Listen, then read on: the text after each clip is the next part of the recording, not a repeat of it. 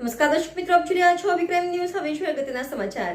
આજ રોજ તારીખ 21/12/2024 રોજ તારી એસટી ડેપો ખાતે નવો બસ રૂટ ધારી વડોદરા ચાણસદનો શુભારંભ કરવામાં આવ્યો છે. આજ રોજ બસના નવા રૂટના પ્રસંગે ધારી બીએપીએસ સ્વામિનારાયણ મંદિરના સંતો દ્વારા આ બસને પ્રસ્થાન કરવામાં આવેલ બીએપીએસ મંદિરના સંત શ્રી વિવેક પુરુષ સ્વામી તેમજ અન્ય સંતો હરિભક્તોની હાજરીમાં સેવા પૂજન વિધિ કરવામાં આવેલ. વિભાગીય નિયામક સાહેબ શ્રી જે સોલંકી સાહેબ તેમજ ડેપો મેનેજર શ્રી MM દાદુ સાહેબના પ્રયાસોથી આ નવો રૂટ જે ધાર્મિક સ્થાનોને આવરી લેતા બસ રૂટમાં જેમાં ગઢડા, સાળંગપુર, ચાણસદ જેવા ધાર્મિક સ્થળની નવી બસ શરૂ થતાં મુસાફરોમાં અને જનતામાં આનંદની લાગણી છવાયેલી જોવા મળી છે.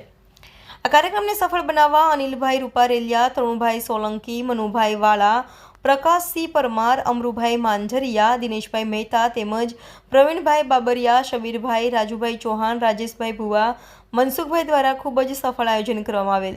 ધારી બીએપીએસ મંદિરના સંતો દ્વારા બસની પૂજન વિધિ તેમજ પ્રસાદી વહેંચી મોં મીઠા કરાવી અને આ બસને પ્રસ્થાન કરવામાં આવેલ હતી.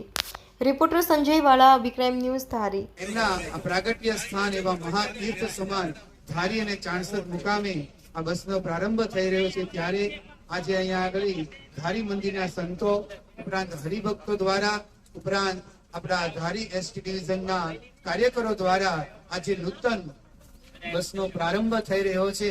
તો સૌ માટે ખૂબ જ આનંદનો દિવસ છે.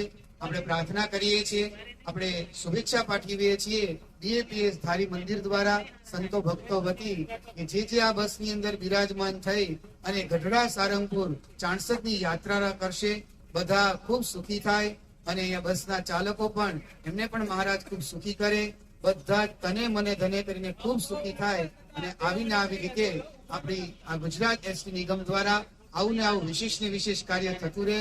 અમરેલી એસટી નિગમ દ્વારા ધારી વિભાગીય અમરેલી વિસ્તારના વિભાગીય નિયામક શ્રી અતુલભાઈ સોલંકી સાહેબ દ્વારા આજે જે આ કાર્ય કરવામાં આવ્યું છે તો સૌ આપણે એમને શુભેચ્છા પાઠવીએ છીએ. એમના દ્વારા પણ આવા અનેક કાર્યો થતા રહે એ પણ આપણે પ્રાર્થના કરીએ છીએ. તો સૌને સ્નેહ ભર્યા બીએપીએસ સ્વામિનારાયણ મંદિર દ્વારા જય સ્વામિનારાયણ.